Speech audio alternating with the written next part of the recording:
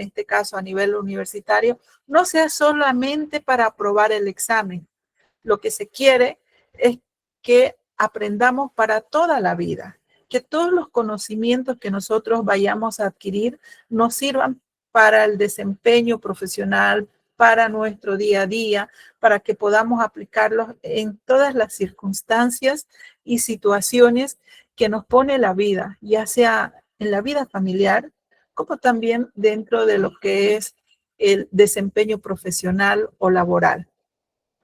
Entonces, de eso vamos a hablar ahora y obviamente que en este caso el objetivo de avanzar este tema relacionado con las estrategias de aprendizaje es que ustedes elijan la estrategia que está más adecuada a su forma de ser, a sus características personales, para que los ayude a, en primer lugar, comprender todos los contenidos que vamos a analizar y, en segundo lugar, para que logren aprobar el examen. ¿Listo? Y en este sentido, como les decía anteriormente, les he preparado un pequeño video para que ustedes puedan disfrutarlo. ¿Se han preguntado por qué algunas personas parece que aprenden todo al toque, mientras que otras le dedican horas y horas para obtener pocos resultados? Bueno, la respuesta no está en la inteligencia, sino en la estrategia. Hoy vamos a desmenuzar cómo transformar los hábitos de estudio, cómo pasar de ser un receptor pasivo a un aprendiz. Perdón, ¿lo pueden visualizar todavía? Sí. Ok. Adelante. Un aprendiz totalmente activo y estratégico. Para empezar, tenemos que entender el problema de fondo, ese que seguro muchos hemos sentido. Lo que es estudiar sin un mapa claro. Es como si nos soltaran en medio de un lugar desconocido, sin brújula, sin guía, nada. Una sensación de estar perdido que vamos a explorar ahora mismo. Esta sensación,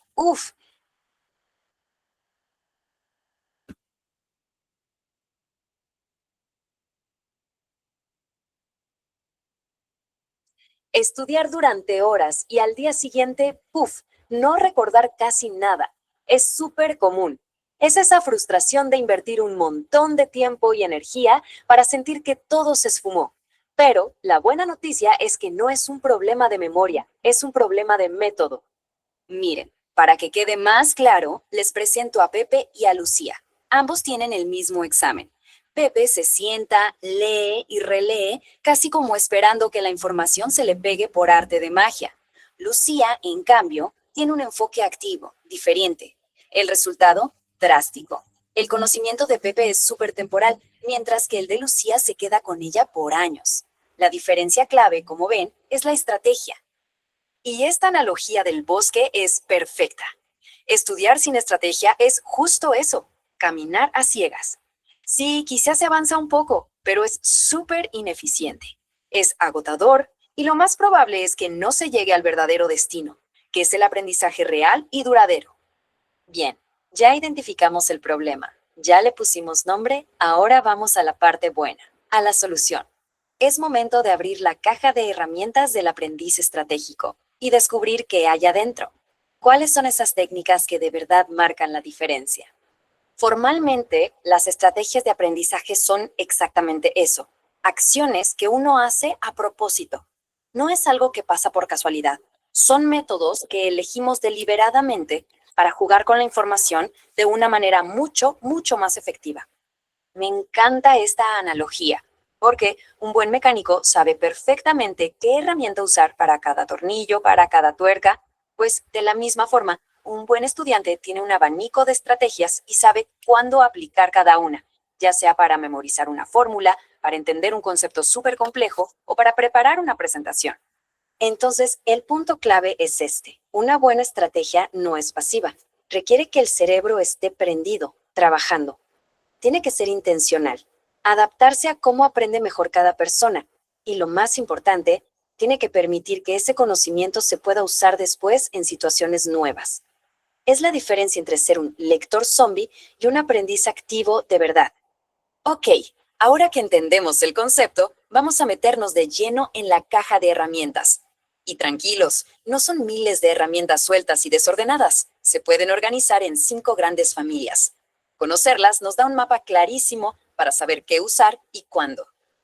Y aquí están las cognitivas, para procesar la info. Las metacognitivas, para dirigir todo el proceso. Las socioafectivas, que manejan el lado más humano del aprendizaje. Las de compensación, que son como nuestro plan de emergencia. Y las digitales, que hoy en día potencian todo lo anterior. Vamos a ver de qué va cada una. Empecemos con las 2 primeras. Las estrategias cognitivas son las que nos ayudan a trabajar directo con la información. Hacer resúmenes, crear mapas mentales, buscar analogías. Son, digamos, el machete para abrirnos paso en el bosque del conocimiento. Luego, las metacognitivas. Bueno, esas están en otro nivel. Y esta idea es fundamental. La metacognición es, literalmente, pensar sobre cómo pensamos. Es ser el director que decide qué instrumento suena, cuándo y con qué intensidad. Es la habilidad de planificar el estudio, de darse cuenta si algo no se está entendiendo y de ajustar el plan sobre la marcha. Es clave. Una técnica metacognitiva buenísima y súper práctica es la del semáforo. Es muy simple.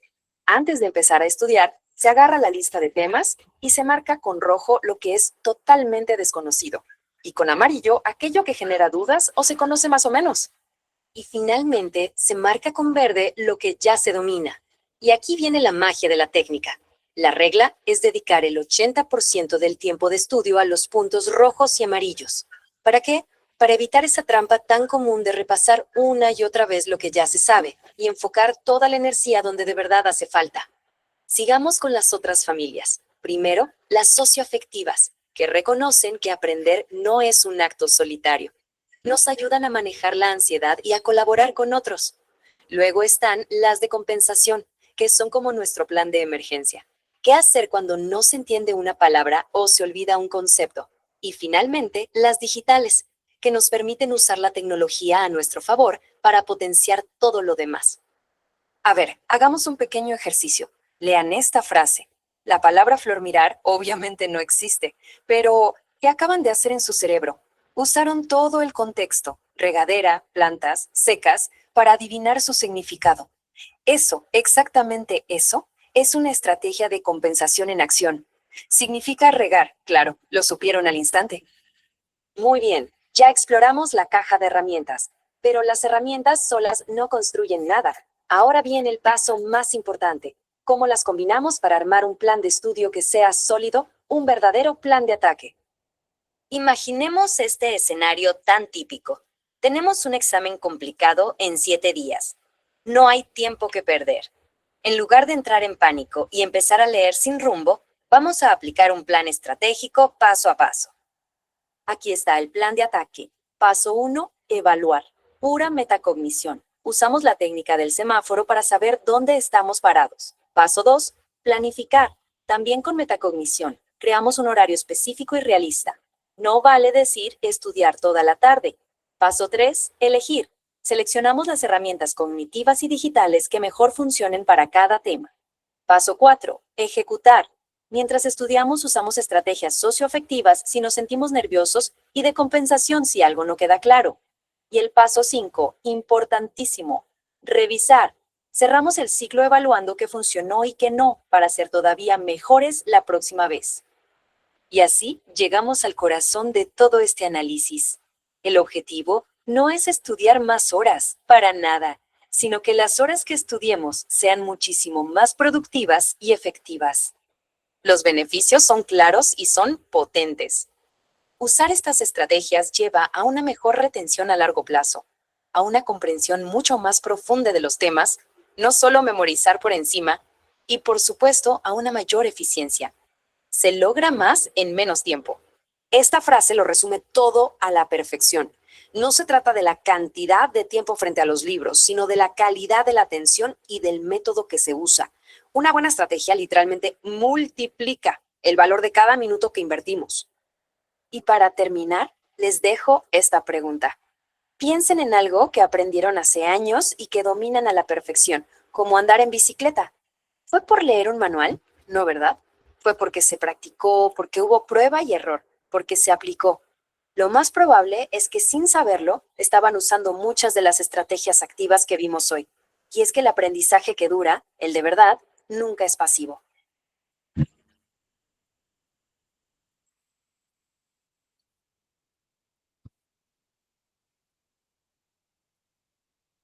¿Qué les ha parecido, jóvenes? Muy interesante, Lice. Ok, ahora para hacer un pequeño análisis. Identifiquen, y para responder a la pregunta del video, obviamente, ¿no? Identifiquen algo que aprendieron hace mucho, algo que nunca olvidaron, y también vuelvan a ese tiempo de cuando aprendieron ese tema o ese algo que ustedes aprendieron, ese concepto, quizás una forma de encender una computadora o algo que no deben hacer, pero ¿cómo lo aprendieron? ¿Cuál fue la técnica o la estrategia que utilizaron para aprender o por qué se lo recuerdan con tanta facilidad?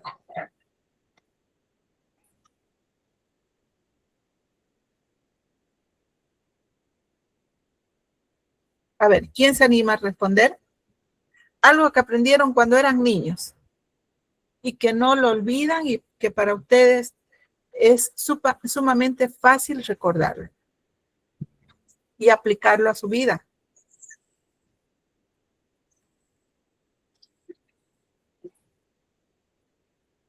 Adelante, Suani Salvatierra.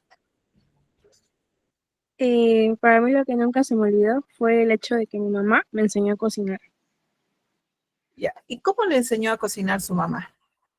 Eh, o sea, estábamos en la cocina y me decía, mira, vos tenés que hacer esto y esto, para que te salga así, ya sabes. Y le iba guiando paso Me a fue paso. dando instructivos, claro, me fue dando instructivos de cómo hacerlo. ¿Algún plato en específico? Pucha, de todo. No sé, me enseñó a hacer sopa de maní, picante, locro, comida hasta para flojos, algo así. Ok, muy bien. Eso es a través de la práctica que usted ha aprendido, ¿no es cierto? Entonces usted tiene un conocimiento práctico, más lógico. A ver, ¿quién más? Un conocimiento kinestésico, diría el doctor Howard Gardner. ¿Alguien más? Janet, adelante, Janet. Buenas tardes, Lice. ¿Cómo está Janet? Buenas tardes. Yo recuerdo y con mucho cariño el momento, y siempre lo digo, sin que me lo pregunten a veces a mis hijos, así le comento que a los 8 años mi mamá me enseñó a cocinar. Y aparte que era algo tan sencillo que era dejar hacer unos chorizos y echarle agüita y que salga jugosa, así como un saice, ¿no? No tenía mucha cosa, pero fue mi primer comida. Y pienso yo que no lo olvido y siempre se me viene a la mente es por el hecho de cómo me sentí yo haciendo la primera vez y que me dijeron que estaba rico. Y el chorizo siempre es sabroso, digamos, ¿no? Ahora Claro. ya yo deduzco, digamos, que no hubo mucha hermenéutica, pero quizás por lo que me dijeron o cómo yo me sentía al sentirme capaz de hacer algo. Eso lo recuerdo con mucho cariño. Claro, y a partir de ahí, otras técnicas que están desarrolladas más o menos con un proceso similar, utiliza seguramente para cocinar otros platos, ¿verdad? Ah, claro, ya con el pasar del tiempo uno va aprendiendo, se va puliendo, no siempre sale bien las cosas, ¿no? Pero hasta lo que sale mal uno aprende porque ya sabe cómo no se hace. Ok, muy bien, señora Gabriela. Ambas, tanto Suani como la señora Janet Gabriela, han aprendido desde la práctica. Vamos a ver con Mirna y vamos un poquito más direccionando nuestros recuerdos hacia el aprendizaje escolar. ¿Listo? Adelante, Mirna. Buenas tardes, Lisa. Buenas tardes a todos. Bueno, Mirna. también relacionado con lo que mencionan mis compañeras, Ujú. anteriormente, bueno, yo aprendí a cocinar a eso de mis 10 años. Ya tuvieron que pasar muchas cosas para que pueda aprender a cocinar, ¿no? Y bueno, en ese tiempo yo no sabía la verdad. Mi abuelo fue el que me enseñó, bueno, como mi papá, ¿no? Él, y entonces, en mis primeros días, me decía, hasta acá, Ima, no tienen que salir así, tienes que calcular mejor la sal, o el arroz te salió masaco, me decía, el arroz no tiene que salir así, esto te salió salado, esto, aquel, y así, así, así, me decía, como digamos, eran mis prácticas ya.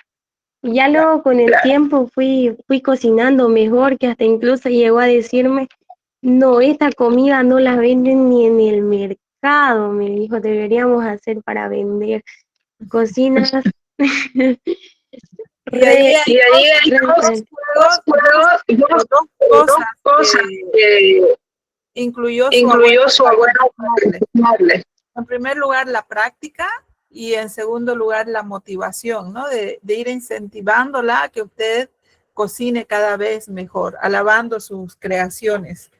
Bueno, yo les voy a comentar que cuando yo tenía 5 años, aprendí a sumar y a restar y fue gracias a una profesora. Y nunca voy a olvidar el cómo ella me enseñaba, ¿no? Primero me decía, aprendimos la tabla de multiplicar del 1 por 1, 1 por 2, la tabla del 1 y la tabla del 2. Y ella, cuando yo logré sumar y multiplicar, hizo una fiesta en el curso, alabó mis logros y me hizo sentir tan bien que yo a partir de ahí procuraba todo el tiempo aplicarme en esa materia, especialmente con esa profesora. Entonces, muchas veces influye mucho la forma en cómo te enseñan, en cómo les enseñan a uno para que uno pueda captar los conocimientos o todos los temas que estamos abordando en las diferentes clases, ¿no es cierto? Y en las diferentes etapas de nuestra vida. Y hay algunas situaciones que nos marcan más. Ahora, el ejercicio era también eh, recordar cómo hicieron para enseñarnos y para que esos conocimientos se fijen en nuestra mente. Pues nuestra profesora, en ese caso mi profesora, nos hacía dibujar palitos en la pizarra. Y nosotros teníamos la oportunidad de contar los palitos y sacar los resultados que ella nos pedía en el ejercicio. Entonces, cuando yo ya fui madre, enseñé con la misma estrategia a uno de mis hijos y mi hijo me superó porque él a partir de entonces comenzó a aprender a multiplicar, a dividir por deducción. Y nosotros podíamos preguntarles la tabla de, a ver, ¿cuánto es 300 por 500? Y él con 5 añitos nos respondía de manera automática la respuesta. No había necesidad de que él aprenda la tabla del 1 por 1 o del 2, la del 2, la del 3, la del 4, porque él aprendió con la tabla del 1 por deducción. ¿Por qué? Porque apliqué la misma estrategia que había aplicado mi profesora cuando yo era niña. Entonces, eso es lo que queremos analizar. ¿Cuál ha sido esa estrategia de enseñanza, aprendizaje, la que ha hecho que ese conocimiento se fije en nuestra mente y que nosotros a partir de ahí o podamos replicarla o podamos utilizar esa estrategia para aprender con más facilidad los diferentes temas que abordamos en nuestro proceso formativo en cualquier nivel? Denise está con la mano levantada. Adelante, por favor. Buenas tardes, Licen. Mi aprendizaje de mí cuando yo estaba en el kinder, ¿Sí? ya me querían pasar a primero, a segundo básico, a segundo de primaria, porque mi profe de mí, desde que entré a pre-kinder y kinder, fui queriendo aprender a leer primero y sumar y restar. Y yo siendo ya con 5 añitos ya sabía leer y sumar y restar y multiplicar la que era la tabla hasta el 5. Y los demás creo que tenía que yo ayudar a la profe porque algunos no sabían. Fui la primera en salir primero que sabía más que todito. Y hasta ahorita me recuerdan también a mis profesores de kinder, cuando me ven me saludan y hay veces que uno siente ese sentimiento de que elogian por tu conocimiento que tuviste cuando eras niña, ¿no? Claro. Y ahorita ¿Y ya no, cómo ya no es lo aprendió mismo. usted? A ver, Denise, ¿cómo aprendió a multiplicar, a restar desde pequeñita?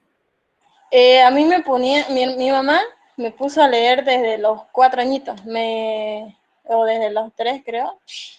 Me decía, me enseñaba ya con ella no pudo estudiar, digamos, ¿no? Estudió solo hasta quinto de primaria y ella ya me pudo enseñar más de lo que ella quería estudiar y intentaba que yo estudie y sea mejor, ¿no? Y ya fue que ella me estuvo ahí, para que yo aprenda a leer. Y ya luego cuando entré al colegio, mis profes me ponían libritos de multiplicación, me enseñaban, y aprendí por causa de mi mamá, más por mi Ok, mamá, ya, por eso.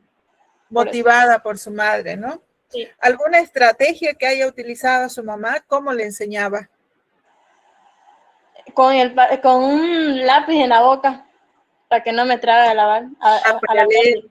para Sí, leer. pero Yo ahorita me pensé que iba a complica decir mucho. como un látigo en la mano.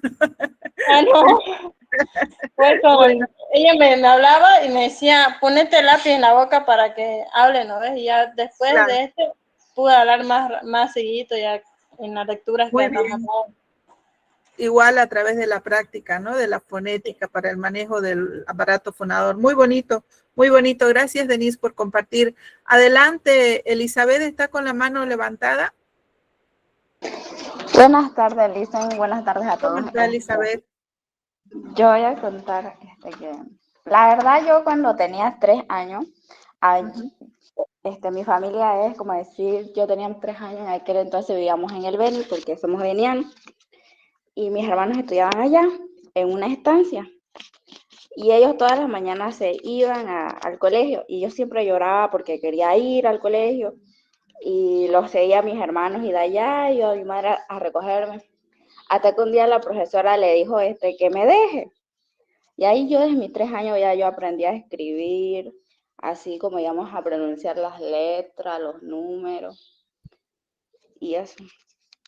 Ah, qué bueno. ¿Y alguna estrategia que se acuerde de cuando era pequeñita, que utilizaba la profe? Era hacerme así como cantar, o sea, yo las cantaba, tenía que cantar los números y los abecedarios. Es una bonita estrategia. ¿Y ahora usted, Elizabeth, canta?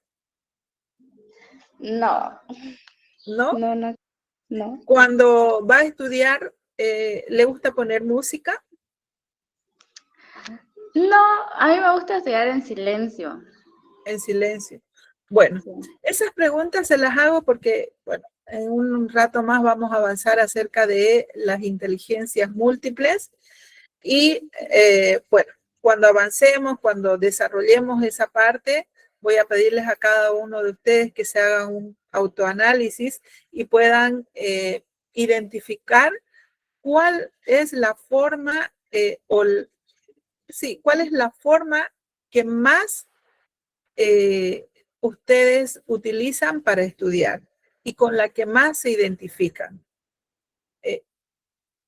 Veamos, vamos a desarrollar el tema, vamos a iniciar con el desarrollo del tema. Me dicen, por favor, me comentan si es que pueden visualizar la pantalla completa. Sí, Lisa. No, Ok. Liz, salió. Ah, no, ya no. Estaba hace ratito. No. Bueno, voy a apagar mi cámara.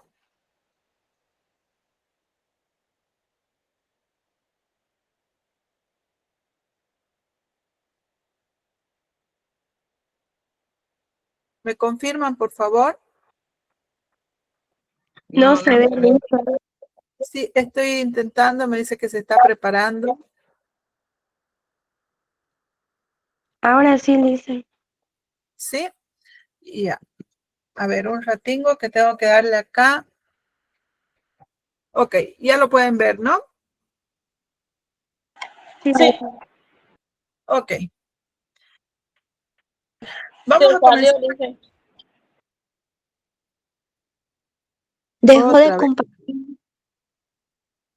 Vamos a tener que ver nuevamente como lo hacíamos antes. Creo que cuando lo agrandan más, dicen es donde se Se cierra. pierde, ¿no? Sí, dicen. Vamos nuevamente. Por lo visto no vamos a poder ver pantalla completa. ¿Ah?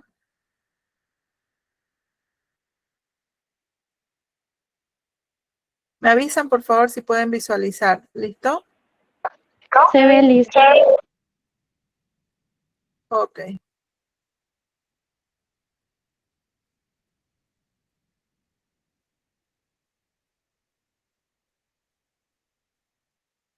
¿Lo ven? Se ve listo. Ok.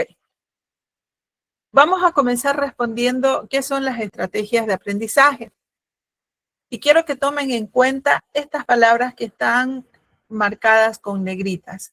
Son un conjunto de acciones conscientes, intencionales y planificadas que usamos para aprender más rápido y mejor.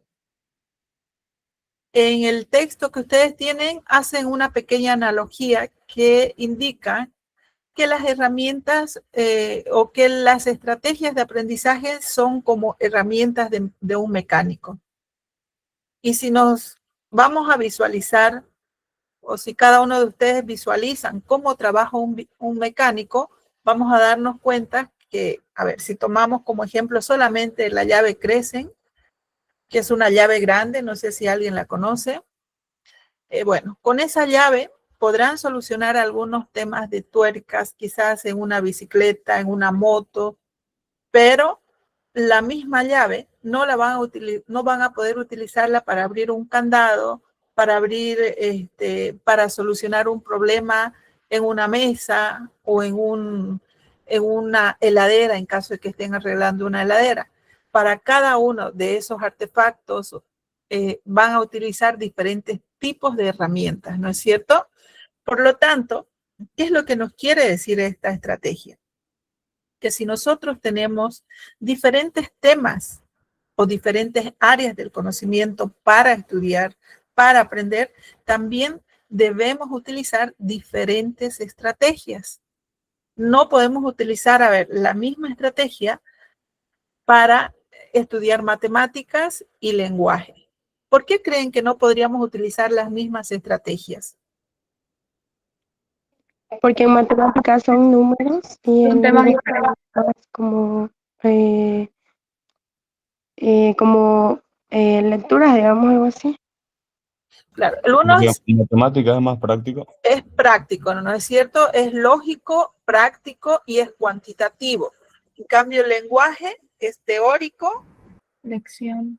y puede ser oral o escrito dependiendo de lo que estemos estudiando, ¿no es cierto? Estamos estudiando las palabras en lenguaje y los números en matemáticas. Entonces son temas diferentes y por lo tanto debemos utilizar diferentes estrategias porque el grado de dificultad son diferentes también en cada una de las áreas. Lo importante es que ustedes tomen en cuenta que al momento de iniciar cualquier proceso de estudio, ya sea para un examen o simplemente para definir un ritmo de estudio, ustedes tienen que encontrar la estrategia que más se adecua a su forma de ser. No tener o no utilizar estrategias cuando estamos iniciando un proceso de estudio es como caminar, es como jugar a la gallinita ciega, diría yo. ¿Alguna vez han jugado a la gallinita ciega? Sí, dicen. Sí. Bueno, cuando le ponen la venda a uno a los ojos, uno no sabe para dónde correr ni dónde encontrar al miembro que está jugando o al amigo que está jugando con nosotros a la gallinita ciega. ¿Cuántas veces se han caído cuando están jugando a la gallinita ciega? Hartísimas veces, sobre todo, se chocan ahí. Nos chocamos, nos caemos, claro que nos reímos, la pasamos bien, pero bueno, apliquemos eso a nuestros estudios, es lo mismo, chicos. Sin estrategia no la vamos a pasar tan bien porque sí nos vamos a cansar, pero nos vamos a chocar, vamos a esforzarnos y no vamos a ver los frutos de nuestro esfuerzo. En cambio, cuando utilizamos una estrategia es como tener una brújula en mano y decir, bueno, ¿a dónde estoy yendo? Ahora más que brújula es como tener el GPS activo y decidir dónde vamos a llegar, cómo vamos a llegar, de qué manera o en qué vamos a llegar y qué es lo que queremos hacer cuando lleguemos. ¿Y cuál sería ese qué queremos hacer? Es cuánto queremos sacarnos en nuestras notas, cuánto queremos mejorar. Entonces, por eso es importante que ustedes, a partir de ahora y con los conocimientos que vamos a analizar a partir de este tema, ustedes definan qué estrategias utilizar para rendir su último examen. En realidad, eso es lo que se busca con estos temas. Vamos primeramente a realizar un diagnóstico. Por favor, a quien esté con el micrófono encendido, voy a rogarles que apaguen el micrófono. Gracias. Y para definir qué tipo de estrategias vamos a utilizar, primeramente tenemos que hacer un autodiagnóstico. Y esto les voy a pedir que ustedes comiencen a hacerlo desde ya. A ver quién se anima a responder al final del autodiagnóstico. ¿Listo? Analicen, y sin ir muy lejos, analicen las dos últimas clases de lenguaje.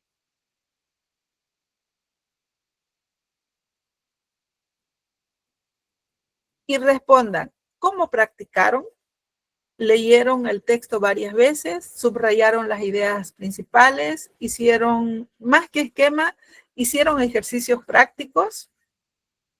¿Se hicieron preguntas o ejercicios que marquen cierto grado de dificultad para poder aprobar el examen? ¿Qué hicieron? ¿Quién se anima a responder?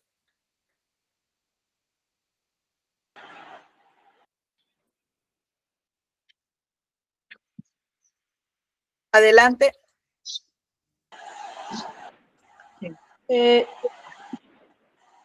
Yo le hice subrayé Adelante. todo lo que eran las ideas principales. Lo segundo. Lo segundo. Ok. Sí. ¿Considera que fue suficiente con eso o le faltó hacer algún tipo de ejercicios? Tomando en cuenta, le faltó, ¿no es cierto? Muy bien, Denise. ¿Alguien más que quiera responder? Yo leí varias veces el texto y analizaba, ¿no? Y trataba de recordar lo del colegio, así analizando cómo era, ¿no? Si va adelante, si va atrás, cuáles son, tratando de memorizar.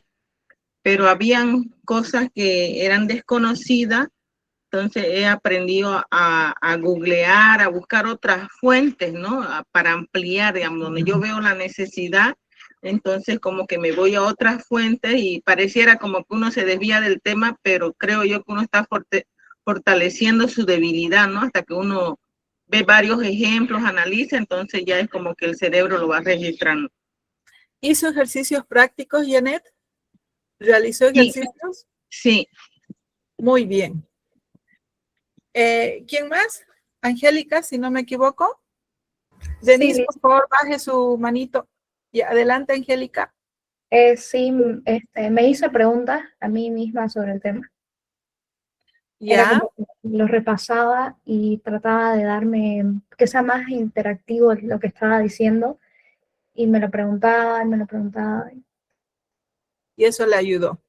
Sí. ¿Alguien utilizó todas las estrategias o más de una de las estrategias? Gracias, Angélica.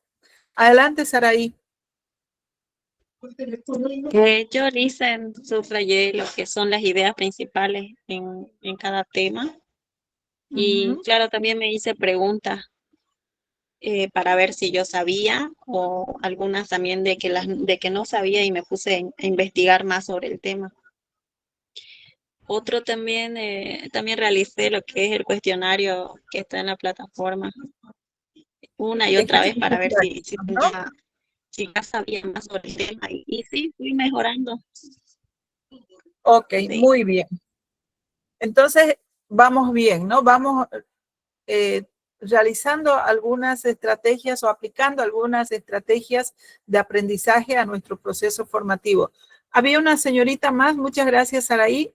¿Alguien más que estaba con la manito levantada?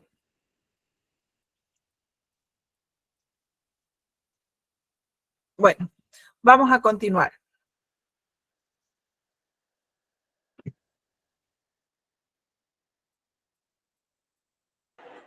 Se salió, Lisa. ¿Perdón? Se salió. No.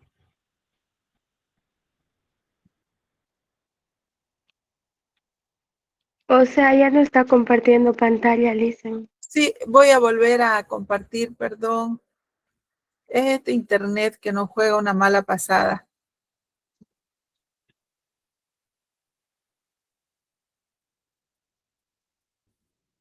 ¿Pueden visualizar ahora?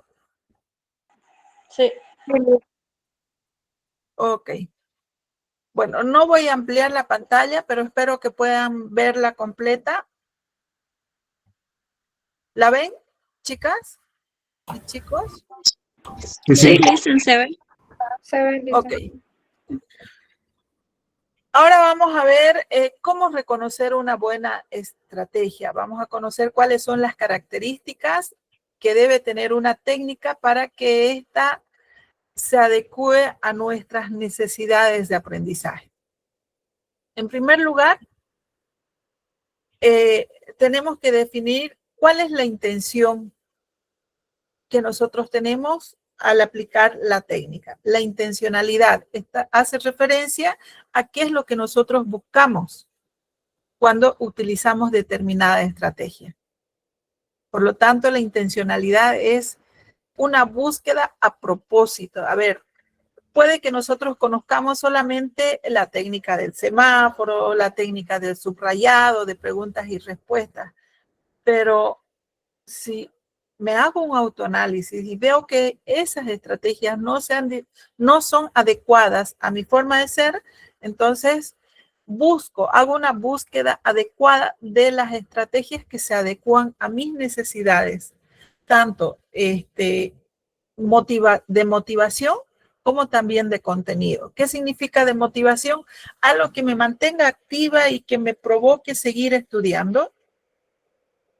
Y en cuanto al contenido, si esa estrategia se adecua al tema que estoy estudiando.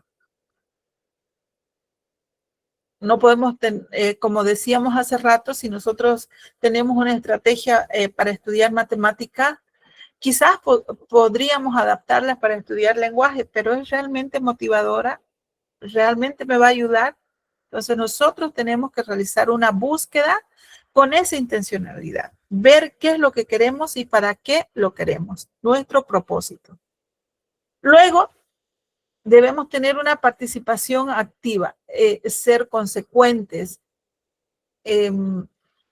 subrayar, dibujar, hablar,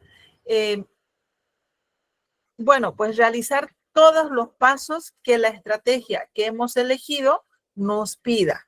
Por ejemplo, si estamos hablando de lenguaje, no siempre va a ser subrayar y hacernos preguntas, sino hacer ejercicios.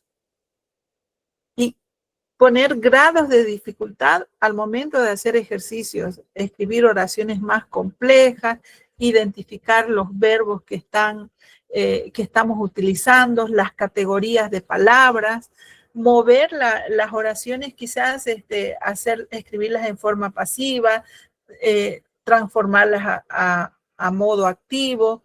Entonces, ese tipo de ejercicios dependiendo del tipo de tema o área que estemos estudiando, con el único objetivo de que nuestro cerebro se sienta cada vez más motivado de practicar y que los retos sean cada vez más grandes para que nosotros mismos estemos esforzándonos para poder responder y no bajar nuestro nivel.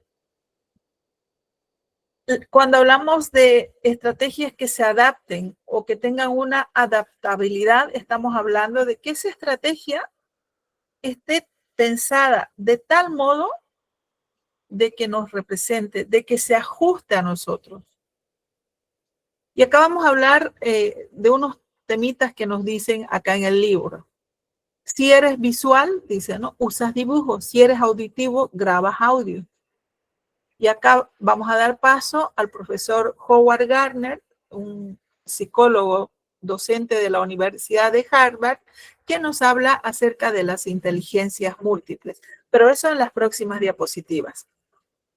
Otra característica de una buena estrategia de aprendizaje es la transferibilidad. ¿Qué significa eso? Que todo lo que aprendamos a través del uso de esa estrategia sea tan memorable que no nos sirva solamente para aprobar el examen, sino que todo lo que aprendamos con esas estrategias que nosotros elijamos nos ayuden a que ese conocimiento aprendido se fije en nuestra mente para poder replicarlo en todas las circunstancias que sean necesarias. Para nuestro desempeño laboral, para rendir un buen examen, para poder transmitir la misma enseñanza a nuestros hijos, a nuestros sobrinos o a nuestros estudiantes.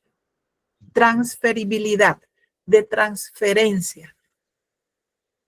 Esas son las 4 características de una estrategia para que se adapten a nuestra forma de ser, para que nos ayuden a desarrollar y aprender los contenidos de manera efectiva. En el texto tienen una analogía del estudiante pasivo y del estudiante activo. El estudiante pasivo solamente lee mientras mira el móvil. ¿Será que aprenderá? ¿Qué opinan ustedes? No, Lina, porque está en un lado y otro, digamos. Porque la mente no está atenta, ¿no es cierto? ¿Será que si pongo el libro debajo de mi almohada y me duermo, será que voy a poder aprender? No. No, ¿no es cierto? No porque duerma con el libro de lenguaje, he estudiado lenguaje. No porque duerma con el libro de estudios sociales, voy a ser un genio en estudios sociales. No.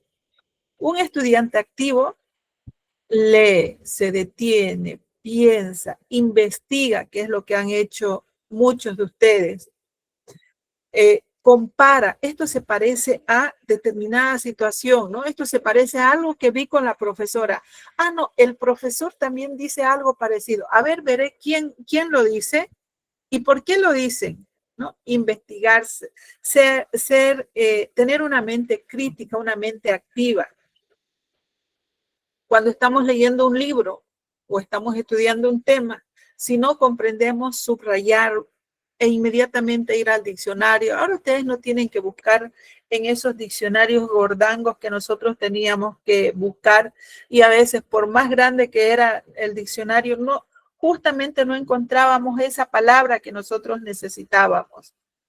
Ahora ustedes tienen San Google, San YouTube y tantos santos que simplemente colocan la palabra y les aparece el significado.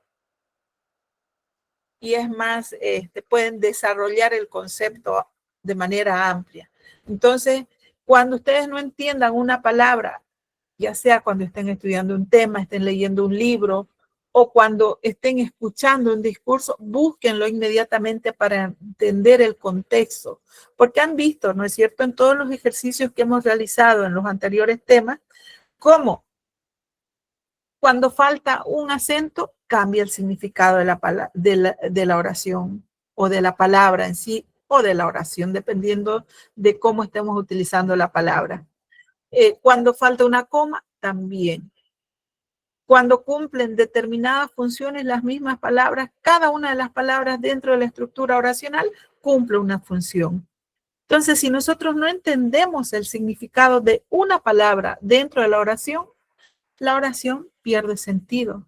Imagínense si eso es simplemente, la oración pierde sentido simplemente con los acentos y con los signos de puntuación.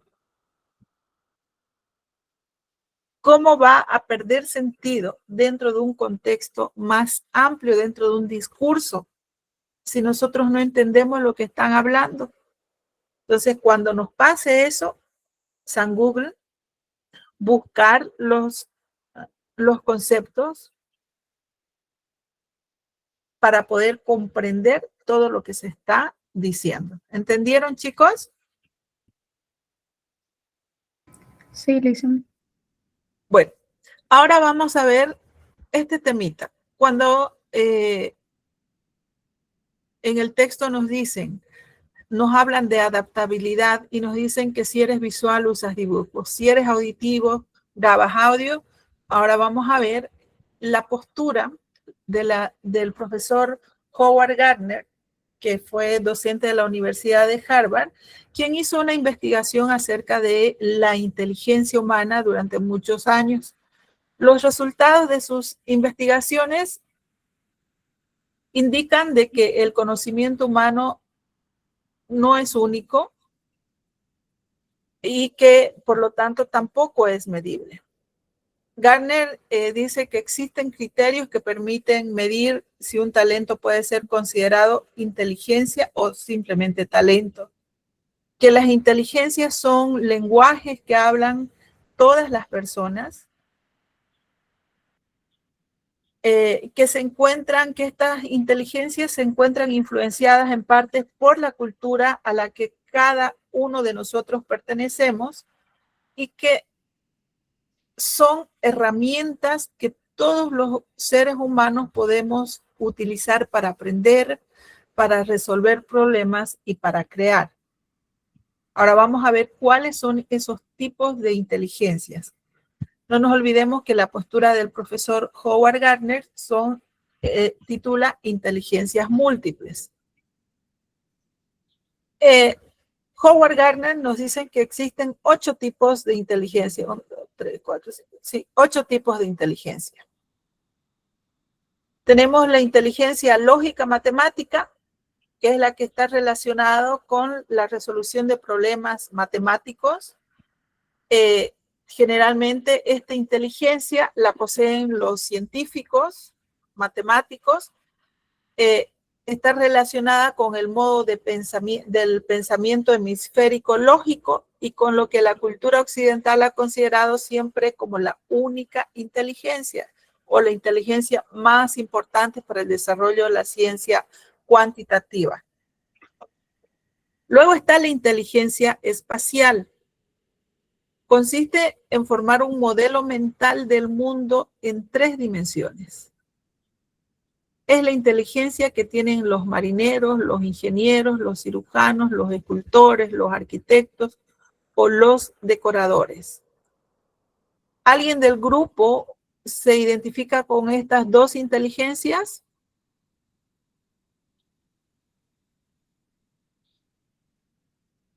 No, ¿no? Vamos con la inteligencia musical. La inteligencia musical es aquella que permite desenvolverse adecuadamente en escenarios musicales. Esta inteligencia la poseen cantantes, compositores, músicos, bailarines. Luego está la inteligencia corporal o sinestésica, que es la capacidad de utilizar el propio cuerpo para realizar actividades o resolver problemas. Es la inteligencia de los deportistas, de los artesanos, los cirujanos y los bailarines. ¿Por qué? Porque utilizan su cuerpo, utilizan sus manos para sentir, si hablamos de los artesanos, para sentir el grado de lisura que tienen sus piezas, sus creaciones, para sentir la belleza de sus creaciones. Los cirujanos para curarlas, utilizan para hacer sus operaciones. La inteligencia intrapersonal es otro tipo, es la que permite entenderse a sí mismo, no está asociada a ninguna actividad concreta. Esta inteligencia intrapersonal generalmente la utilizan los psicólogos, los filósofos. Y la inteligencia interpersonal es la que permite entender a los demás. Se la suele encontrar en los buenos vendedores, los políticos, los profesores, algunos terapeutas y también los comunicadores. Luego está la inteligencia lingüística. Esta inteligencia la poseen los escritores, los poetas, los buenos redactores. Utiliza ambos hemisferios, el hemisferio lógico-matemático y el hemisferio emocional. A ver, chicos, ¿con qué tipos de inteligencia se identifican ustedes?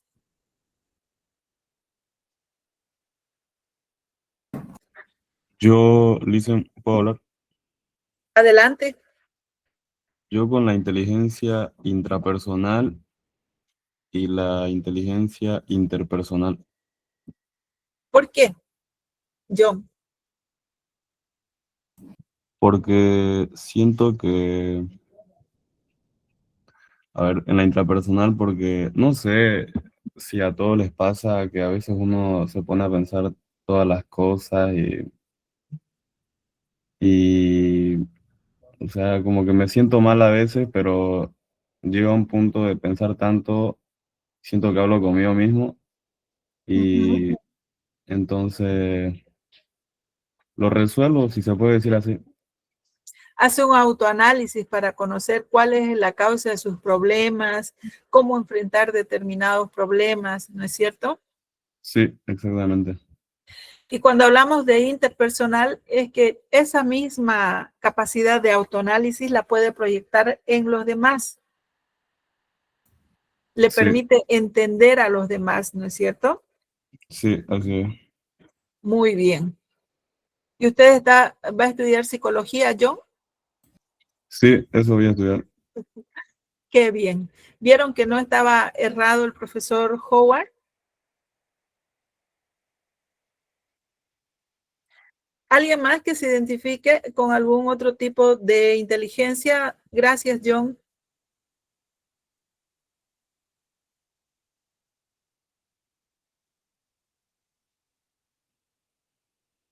¿Alguien más?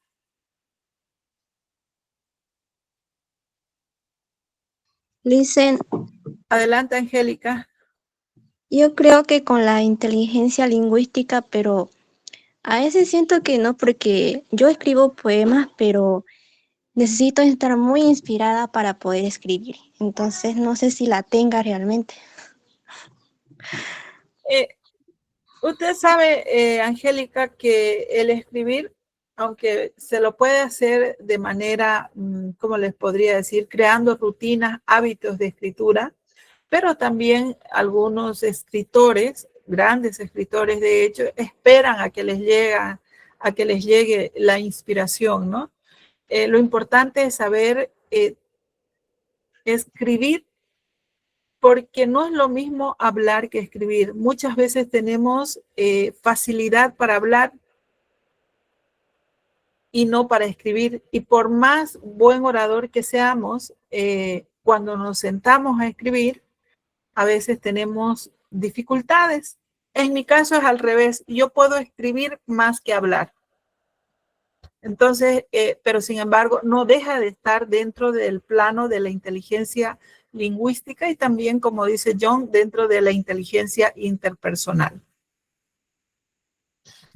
El profesor Howard divide estos tipos de inteligencias en 3 categorías. En categorías objetivas, que están relacionadas con el mundo físico, que son más cuantitativas, se podría decir.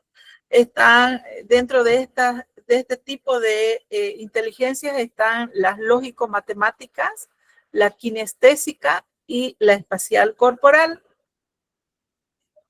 La espacial corporal puede ser que la tenga, por ejemplo, un arquitecto, como vemos acá un niño jugando con sus cubos, pero él de manera, ¿cómo les podría decir? De manera improvisada, empíricamente, él comienza a armar los espacios, a organizar espacios a través del juego, ¿no es cierto? Y para eso utiliza el cuerpo, utiliza la mano y está delimitando espacios. La kinestésica es cuando utilizamos las manos para poder aprender. La lógico-matemática, obviamente pensamos todo lo que aprendemos en nuestra vida o todos los conocimientos que se nos entregan, lo vamos relacionando con números. ¿Les ha pasado eso alguna vez? A ver, para aprender, por ejemplo, algún concepto, lo van relacionando con algún número y de ese modo, en vez de acordarse de los conceptos, se acuerdan más de los números y a partir de ahí van sacando sus deducciones. ¿Alguien ha pasado por esa experiencia de relacionar algunos datos directamente con números? Se podría decir lo que yo, por ejemplo, el año de mi nacimiento, 1991, me pasó recién cuando estaba estudiando y vi, digamos, unos autores de algo en 1991 y yo decía, por medio de esto me voy a acordar de ti. En mi cumpleaños, ¿no es cierto? Lo relacionaba con el cumpleaños. Bueno, ese es el tipo de inteligencia lógico-matemática. Se va relacionando todos los conocimientos los vamos relacionando con los números o viceversa. Y obviamente, específicamente desarrollan este tipo de inteligencia aquellas personas que van a estudiar contaduría, que estudian arquitectura, que estudian administración de empresas. ¿Por qué? Porque su mente está más relacionada con esos ámbitos. Los números son como para nosotros el pan nuestro de cada día. Para ellos los números son su vida. Luego el otro grupo de inteligencias son las inteligencias relacionales, que están referidas a las relaciones personales. Y estas son la inteligencia interpersonal e intrapersonal. Y esta es la capacidad, primeramente, de autoconocerse, cuando hablamos de intrapersonal, de autoanalizarse, y a través de este autoanálisis también poder comprender a los demás y tener mejores relaciones. Luego está los conocimientos o las inteligencias abstractas que están relacionadas con la expresión. Y estas inteligencias pueden ser la verbal o lingüística y la musical. Algunas veces, no sé si a ustedes les ha pasado, que a muchas personas les es difícil concentrarse si no tienen música.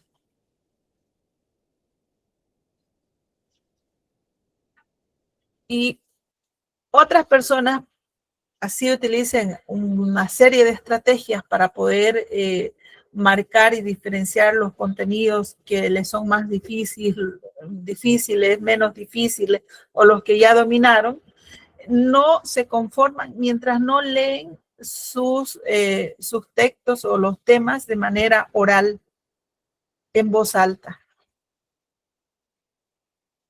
O en voz baja también, pero leer. Leer es parte fundamental, repetir en varias oportunidades. Esta forma de aprendizaje está relacionada con la verbal lingüística y el conocimiento musical. ¿Quiénes se identifican con estas características?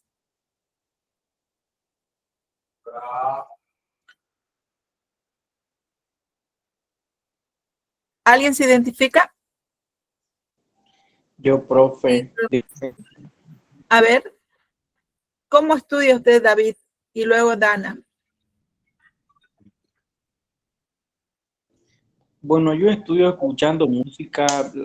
Mi mente, digamos, tanto en la música me inspira a estudiar, digamos, ¿no? Me pone mayormente más concentración.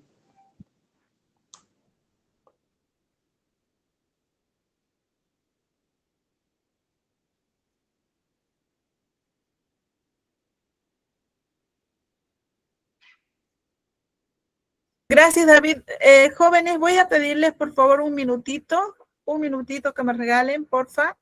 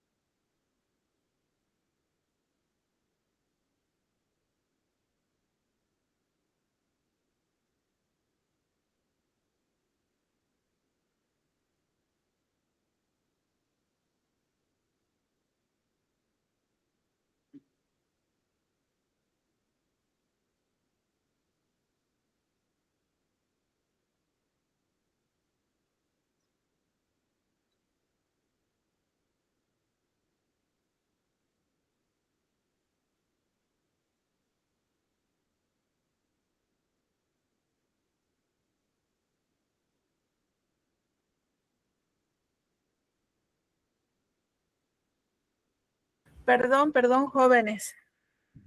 Vamos, Dana creo que quería hablar, por favor, adelante.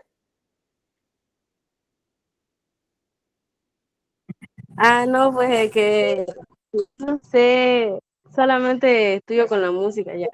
Estudio con la ¿A música usted? porque me aburre a veces y no sé concentrarme. Y me aburre, pues si no tengo música no hago nada. Muy bien, esos son los tipos de inteligencia. No es que uno se aburra o no, sino que nuestro cuerpo, nuestra mente más que todo, asume que la música es la que los motiva. La música es la que le da sentido a su proceso de aprendizaje. Y esa es es un tipo de inteligencia. Adelante, Janet. Con lo que preguntó, yo soy una persona que para estudiar tengo que leer en voz alta. Cuando lo leo es como si alguien me lo estuviera hablando, me lo estuviera diciendo. No es lo mismo que yo lea en silencio, no puedo, digamos así. No sé qué es lo que pasa conmigo, pero a mí me gusta leer en voz alta para aprender. Es que es un tipo de inteligencia, señora Janet, es la inteligencia verbal lingüística, que puede ser, que se manifieste precisamente a través de la lectura en voz alta o la lectura en silencio, pero está relacionada con los diferentes tipos de lectura. Y la persona, no es lo mismo, obviamente que todos para conocer, dominar un tema, todos tenemos que leer, ¿no es cierto?, el texto, pero para muchos les significa un verdadero sacrificio leer. Y por lo tanto, adoptan técnicas que quizás sea el subrayado, pero si van a volver a leer, solamente se limitan a leer el subrayado. Y lo leen así de pasada, lo leen rápido. ¿Por qué? Porque es un sacrificio para ellos leer, no es ese su tipo de inteligencia. Entonces, en cambio, para las personas que tienen este tipo de inteligencia abstracta relacionado tanto con la inteligencia verbal, lingüística o musical, tienen que escuchar lo que están leyendo o en algunos casos leer una o dos veces, y no es porque no lo comprendan, sino porque leer es un placer y leer es la mejor forma de aprender que han encontrado. Señora Benita, adelante.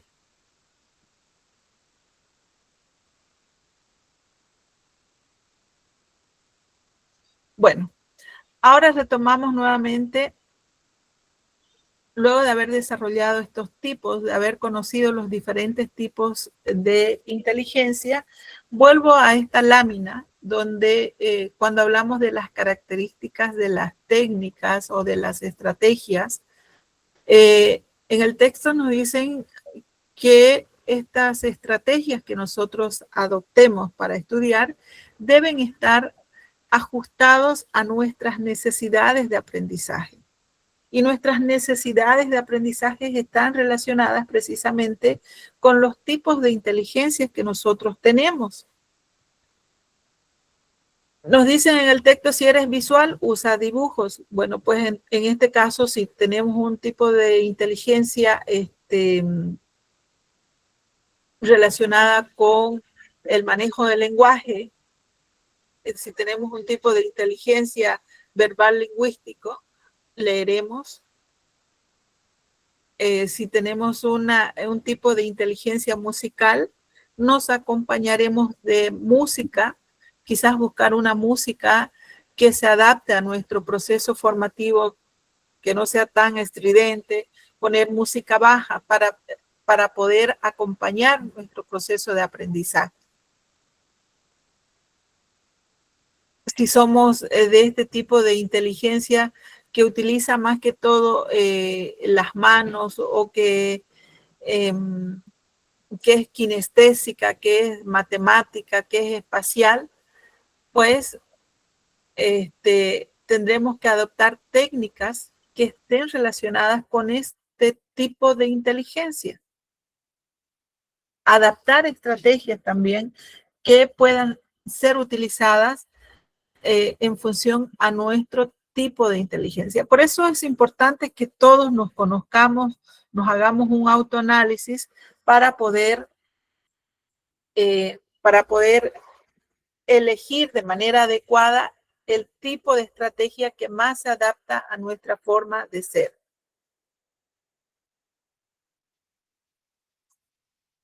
Vamos a hacer lo siguiente. Vamos a convertir esta clase en una actividad activa. ¿Listo? ¿Qué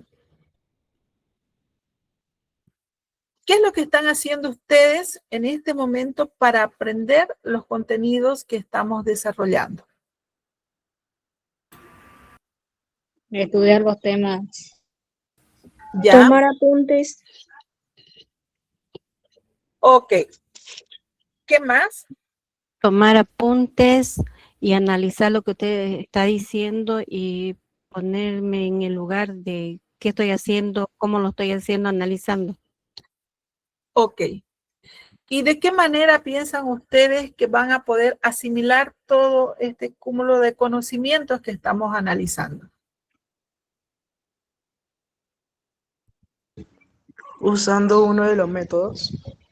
Usando una estrategia, ¿no es cierto? Una estrategia de aprendizaje. ¿Y por qué debemos usarlas? ¿Para qué debemos usarla?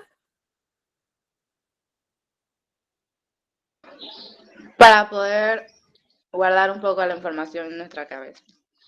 Ok, para retener la información. Muy bien. ¿Para qué más? Para aplicarlo. Ya. Para que no se nos complique y sea más fácil en aprender. Ok. ¿Ustedes creen que asimilando la información, tratando de retener toda esta información que ustedes tienen en su mente, haciendo una analogía con todo lo que han aprendido en todas estas semanas en el colegio, van a poder hacer un razonamiento crítico de todo su proceso de aprendizaje?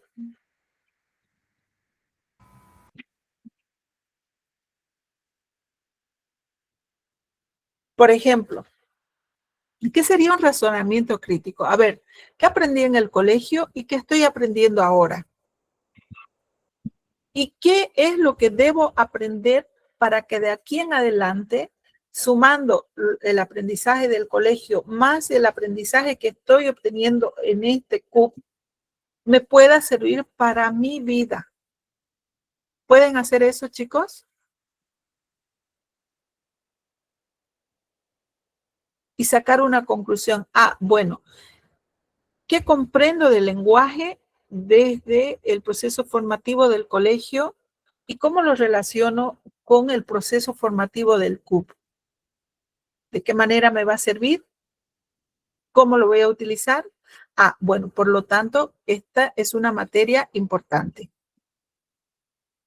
Y tomando en cuenta esas conclusiones, ese pensamiento crítico, a eso se llama pensamiento crítico, analizar, refutar. Quizás lo que aprendí en el colegio es mejor de lo que estoy aprendiendo ahora en la universidad o viceversa. Ese es el pensamiento crítico. Y eso nos ayuda a centrarnos y a identificar cómo nosotros podemos encauzar nuestro pensamiento, nuestra forma de estudiar para dejar de repetir como loros y empezar a entender el por qué estamos estudiando y para qué estamos estudiando. ¿Cómo nos va a servir todo este aprendizaje? No solamente para aprobar el examen, sino para aplicarlo en el resto de nuestras vidas. Y eso hacemos cuando nosotros hemos retenido la información, la analizamos y de manera crítica decidimos qué es lo que necesitamos estudiar, para qué y por qué, y ver nuestras debilidades, nuestras fortalezas y nuestras debilidades que tenemos en cuanto a los conocimientos que estamos estudiando. Tener clara la imagen de lo que estamos haciendo.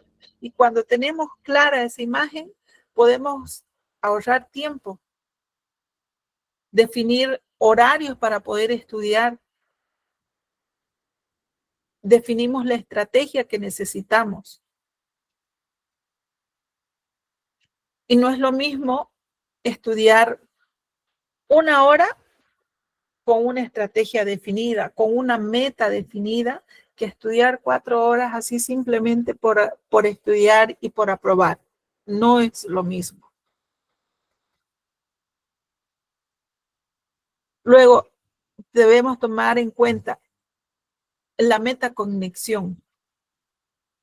Y esta metacognición está relacionada también con el pensamiento crítico. Aprender a conocernos. ¿Cuánto puedo dar yo para mi formación? ¿Qué tiempo le voy a dedicar a mi proceso de formación? ¿Cuán importante es mi proceso de formación? ¿Cuáles son mis debilidades? Siempre, jóvenes, tenemos que analizar lo que nosotros tenemos con lo que necesitamos y lo que debemos lograr. Entonces, cuando utilicemos o identifiquemos una estrategia, debemos saber o tomar en cuenta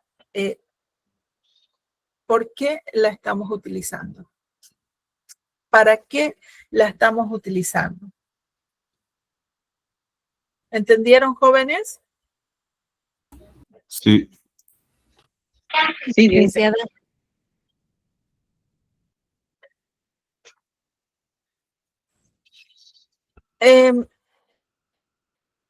Vamos a seguir con las analogías que nos proporciona el texto. El texto nos da un ejemplo en la vida real y nos dice: 2 universitarios estudian lenguaje.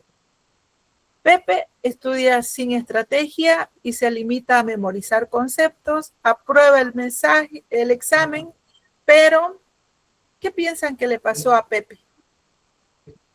Cuando necesita aplicar esos conocimientos en la vida real y en otras situaciones, ¿será que Pepe tendrá un buen desempeño? No. Sí. ¿Alguien dijo sí?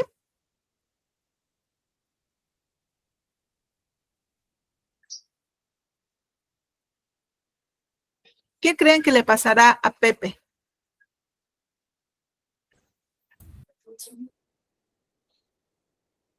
Que tal vez solamente estudió para el momento y se lo memorizó y ya después no lo pone en práctica y se olvida. Así es. Y por ejemplo, si solamente estudió para el examen y en la vida real se le presenta, hablemos del lenguaje, ya no vamos a hablar de otras áreas. La Ana es bonita, se le presenta una oración en su trabajo, por así decirle, algo que quizás no se da en la vida real, pero vamos a suponer, de que alguien le diga, a ver, describa a Ana. Describa a Ana por escrito.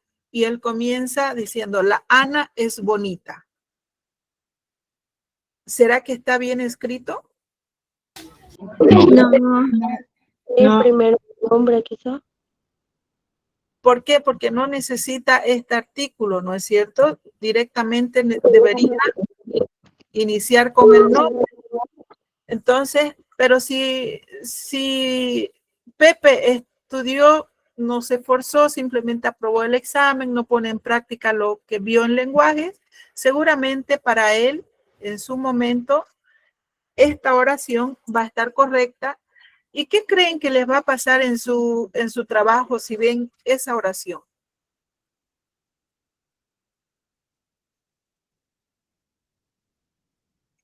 Van a tener un mal concepto de él, ¿no es cierto? A ver, ¿alguien estaba por hablar? Adelante. Cae muy pesado ver así cuando escriben las personas, ¿no? Cuando incluso le Así falta es. un tiempo a palabras que son tan comunes, porque las que no son comunes, bueno, más fácil uno se puede equivocar, pero en este caso, por ejemplo, ahí uno dice qué grado tendrá de intrusión, no fue al colegio o no aprendió, porque son cosas básicas, ¿no? Son cosas tan simples, ¿no, señora Emi? Que tan sencillas, pero que a la vez dicen mucho de su capacidad, de su formación, y que puede causarle muchos problemas. Pero vamos al lado contrario. Gracias, señora Emi. Lucía, que estudió con estrategia, que practica, que amplía la información, que analiza, compara, practica y practica, aprueba el examen y llega a un trabajo y le piden lo mismo. Por ahí hagamos de cuenta que Lucía sea compañera de Pepe y a ambos le piden el mismo trabajo. Y Lucía comienza con esta oración.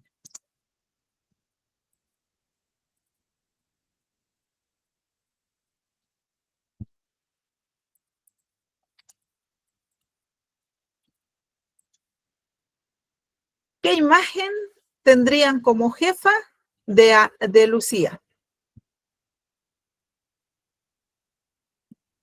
¿Cuál de las dos oraciones estaría bien escrita y qué conceptos se harían de esa persona con esta oración? Que Lucía está capacitada para el trabajo. Muy Eso sí bien. es un buen concepto, digamos, en cambio de Pepe, lo contrario. Ok. ¿Entendieron, jóvenes, la importancia de utilizar estrategias adecuadas, de estudiar no solamente para aprobar el examen, sino para aplicarlo el resto de nuestras vidas? Sí. Bueno, hoy vamos a dejar acá el tema. Mañana espero que podamos concluirlo. Espero que haya sido de su agrado, jóvenes. ¿Listo?